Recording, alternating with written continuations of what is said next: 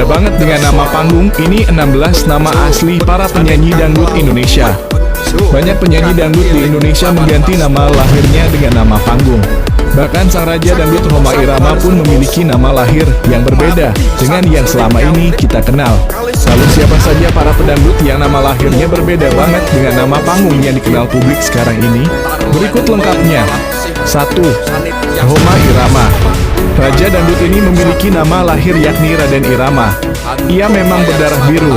Panggilan sayang ibunya sejak kecil adalah Oma. Kemudian ketika dirinya naik haji, ia pun menggabungkan namanya menjadi Raden Haji Oma Irama, lalu disingkat menjadi Rhoma Irama. 2. Inul Daratista.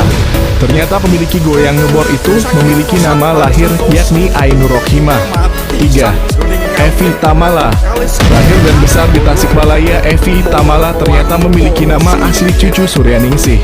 Sangat berbeda dengan nama panggung yang selama ini dikenal. 4. Ikke Nurjanah. Pedangdut senior Ikke Nurjanah memiliki nama lahir berbeda dengan nama panggungnya. Ia diketahui memiliki nama lahir Hartini Arfi Nurjanah. 5. Ayu Ting Ting. Nama lahir Ayu Ting Ting adalah Ayu Rosmalina. Ia kemudian menggunakan nama panggung Ayu Ting Ting dan mendapatkan karier yang cemerlang. 6. Lesti Kejora. Nama panggung Lesti yang terkenal adalah Lesti Kejora. Nama belakang Kejora disematkan dari judul lagu yang pernah dipopulerkannya. Nama asli Lesti adalah Lestiani. 7. Dewi Persik. Dikenal luas dengan nama Dewi Persik, ternyata nama lahir pedangdut tersebut adalah Dewi Muria Agung. 8. Iis Dahlia. Lahir dengan nama Iis Lailiah, pedangdut senior kelahiran Indramayu ini mengganti namanya dengan Iis Dahlia. 9. Via Valen. Via memiliki nama asli Maulidia Octavia. Menyukai musik rock, nama panggung Valen diambil dari nama album band idolanya, Evanescence, yang berjudul Valen. 10. Cici Paramida. Salah satu pedangdut senior lahir dengan nama Hamida Idham. 11. Zaskia Gotik. Ia memiliki nama lahir Surkiani. Sebelum menyematkan nama Gotik yang merupakan singkatan dari goyang itik yang menjadi ciri khasnya, ia sempat menggunakan nama panggung Zaskia Sinta. 12. Happy Asmara. Pedangdut muda yang kini sedang naik daun ini ternyata memiliki nama asli Happy Rismanda Hendranata. 13. Saipul Jamil. Belakangan Saipul Jamil mengganti nama panggungnya dengan nama King Saipul Jamil. Namun mungkin belum banyak yang tahu kalau Saipul Jamil punya nama asli Jamiluddin Purwanto. 14. Anissa Bahar. Pemilik goyang patah-patah ini punya nama asli yang berbeda banget dari nama panggungnya. Ia diketahui punya nama asli Ani Setiawati. 15. Janita Janet. Pedangdut yang ngetop lewat tembang di Reject ternyata punya nama asli Jenny Juliana. 16. Cita Citata. Ia lahir dengan nama Cita Rahayu. Dalam satu pernyataan ia mengaku sudah tak lagi menggunakan nama Cita Citata, namun kembali ke nama lahir dari orang tuanya. Jangan membenci orang yang sudah membuat dan kecewa. Itu hanya mengotori hatimu saja. Tetaplah menjadi orang yang baik dan sabar. Dan jadilah manusia pemaaf, karena di setiap perbuatan pasti ada balasan, dan di setiap sabar pasti ada ganjaran.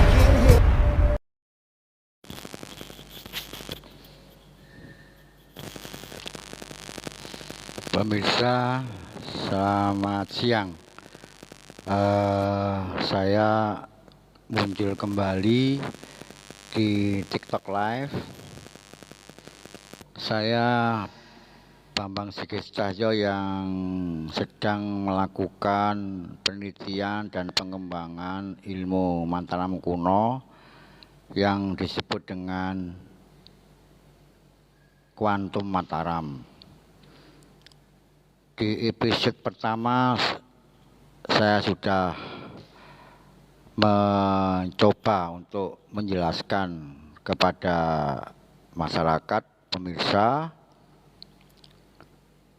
bahwa setiap kehidupan ternyata dipengaruhi oleh energi-energi yang ada di bumi dan yang ada di langit.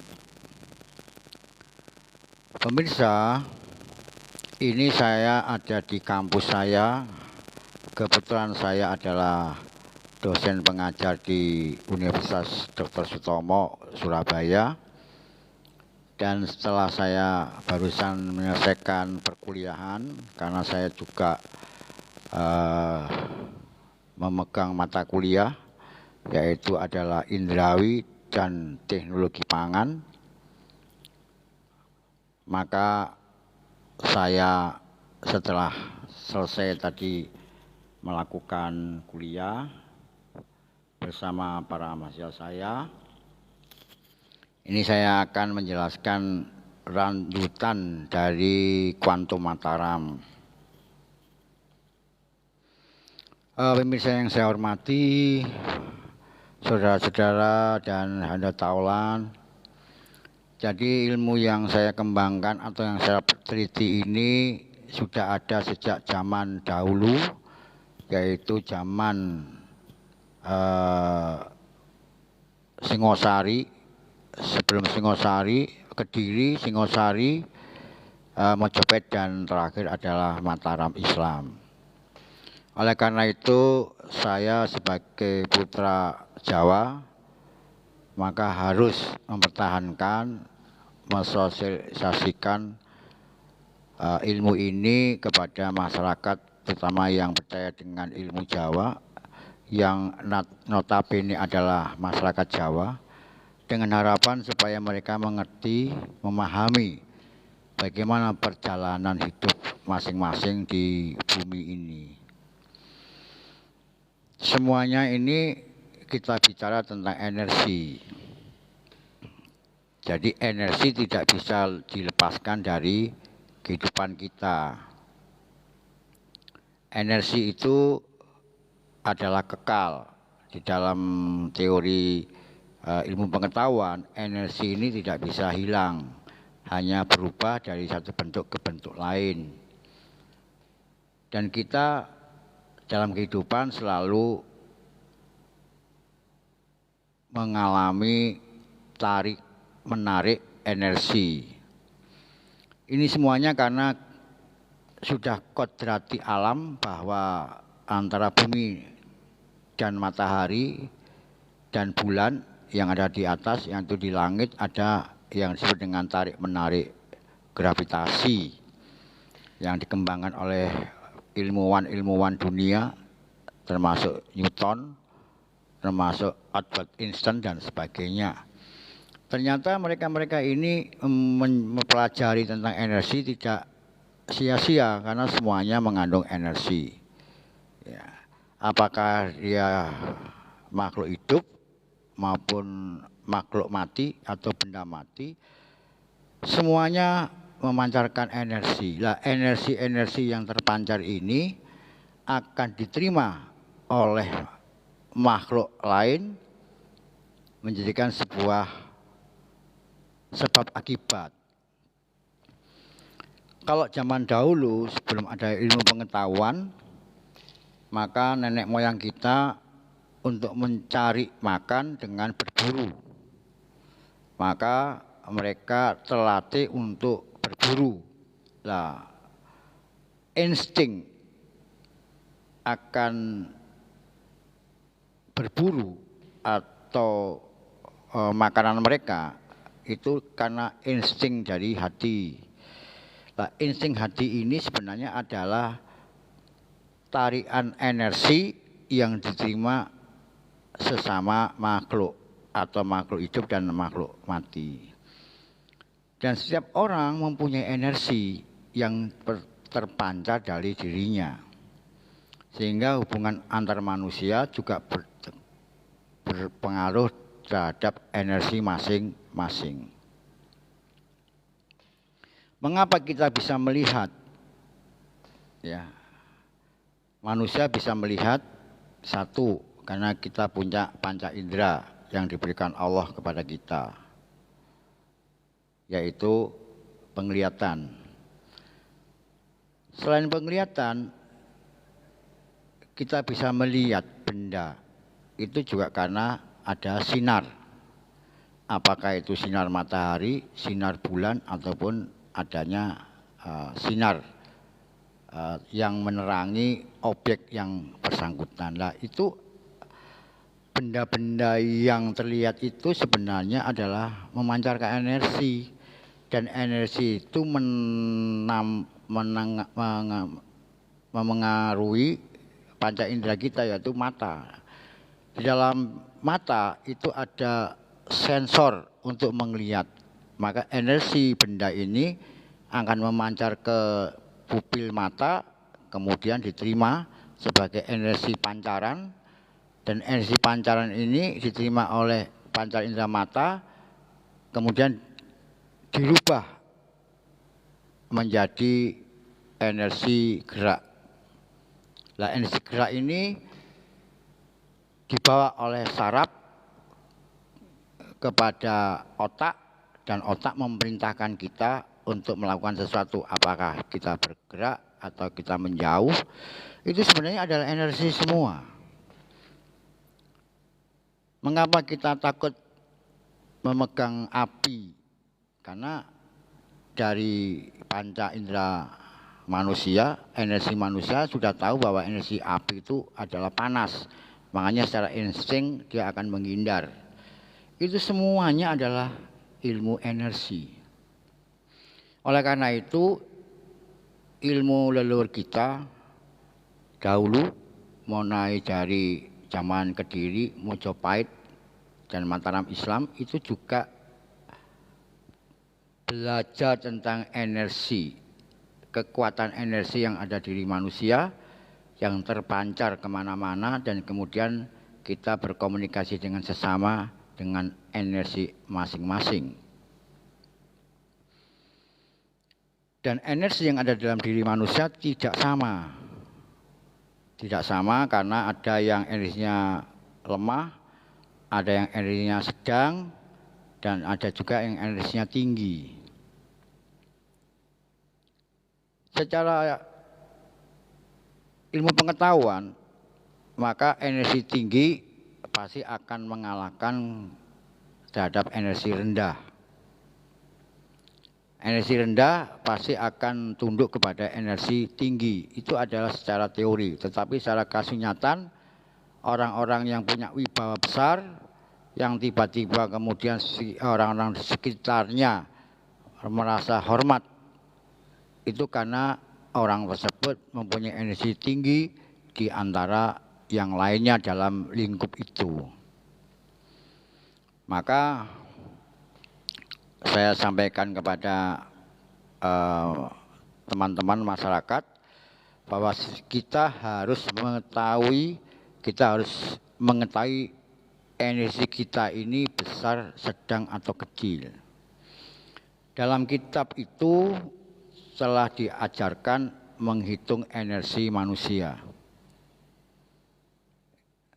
Nah, energi manusia ini juga dipengaruhi oleh tarik-menarik gravitasi antara bumi dan matahari, atau bumi dengan bulan, atau bumi dengan langit. Maka di dalam kitab Jawa-Jawi kuno, kita diajarkan bagaimana menghitung langit, bagaimana menghitung bumi, dan bagaimana kita menghitung manusia.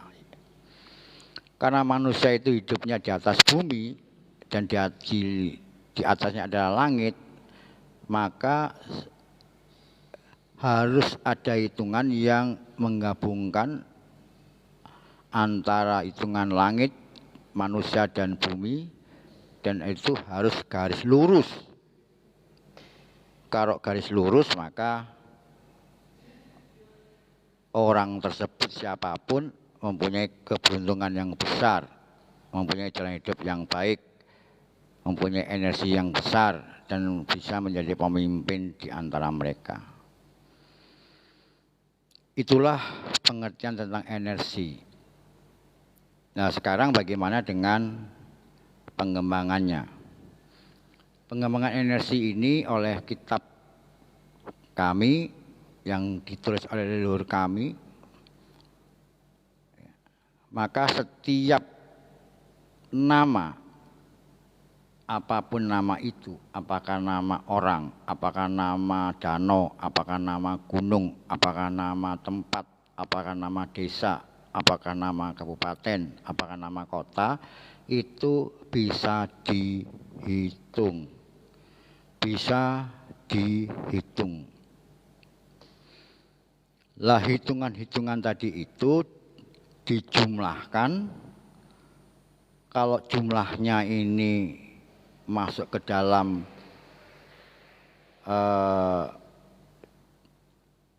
tabel atau tabulasi, noto itu artinya bahwa hidup orang ini ditata sendiri, ditoto sendiri oleh alam, ditoto sendiri dengan Allah, maka hidupnya menjadi baik, ekonominya baik, energinya baik.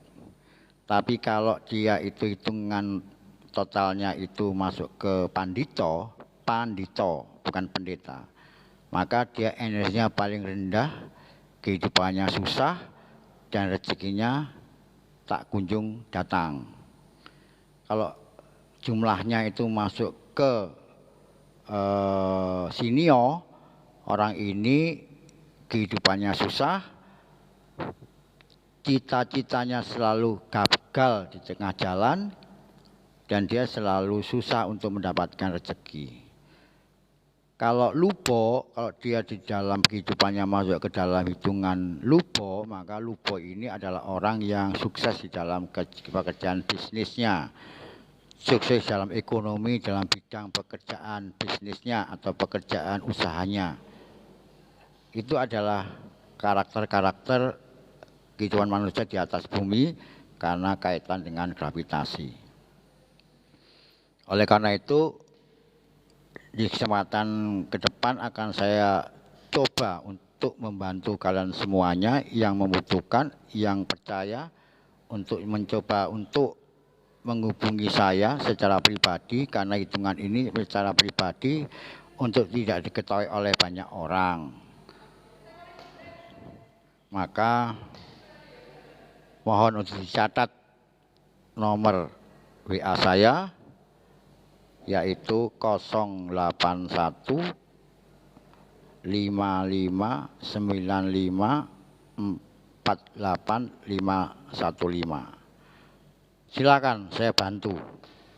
Saya bantu untuk menghitung energi masing-masing orang di dalam kehidupannya hari ini, di tahun ini, karena tahun berubah maka hitungannya akan berubah, bulan berubah, hitungan juga akan berubah. Oke, pemirsa, itu yang saya sampaikan. Sementara ini saya mau nguji para mahasiswa saya di Unitomo. Terima kasih.